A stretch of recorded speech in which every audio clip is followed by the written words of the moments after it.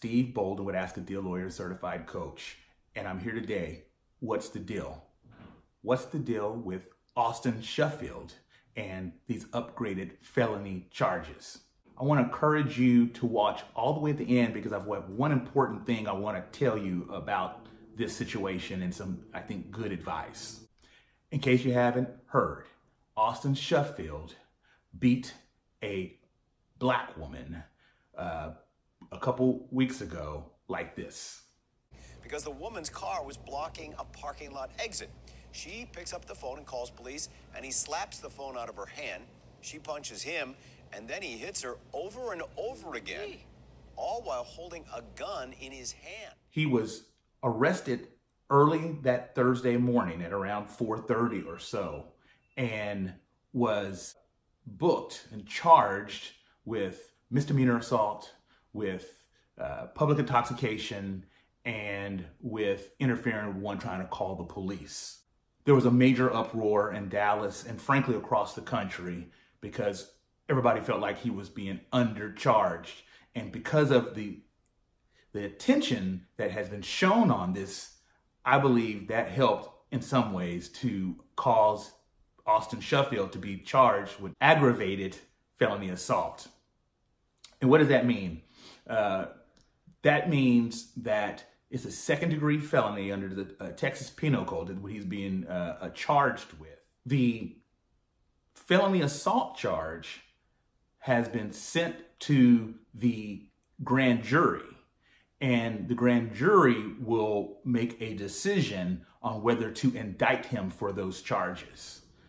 Some of you saw pictures of him now where he is clean shaven, where he looks like this. He once looked like that.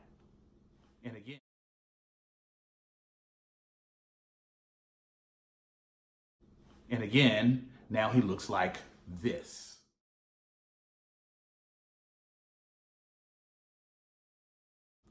Well, he was booked on Friday morning at 8 in the morning or so and was charged with unlawfully carrying a weapon.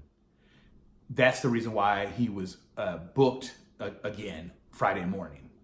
While it is really, really good to see that his charges have been upgraded, we also have to keep in mind that this is a legal process and this is going to take some time. You know, a grand jury it meets in secret in many ways. And in that grand jury, they can take all types of evidence. The grand jury is not going to decide whether or not he's innocent or guilty. The grand jury is going to decide whether or not he should be indicted on felony assault. Many of us are just absolutely beside themselves on what Austin Shuffield did. I have a mother, you have mothers, we have wives, we have children, we have daughters, and nobody wants anybody who is related to them, or even if they're not, to be beaten savagely like the way Austin Shuffield did. But, and I know you're angry, and I'm angry, and I'm very upset about it. The thing I think we have to be very careful about is we have to allow this legal process to take place.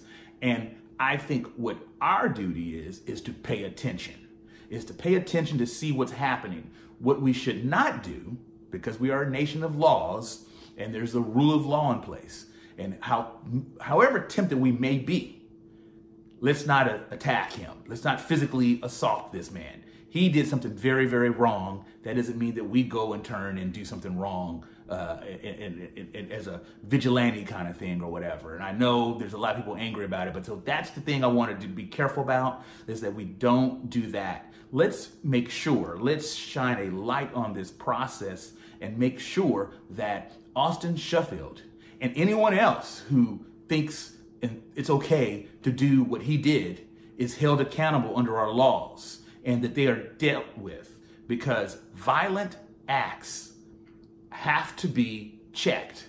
And those violent offenders who may offend again need to be held accountable by our legal process. And that's the deal. I want to encourage you to like, subscribe, and share this. And if you've got any comments, please send them down below. I'll do my best to answer them. If they're reasonable, I want you to comment. I want you to like, to share, and thank you for joining. Bye.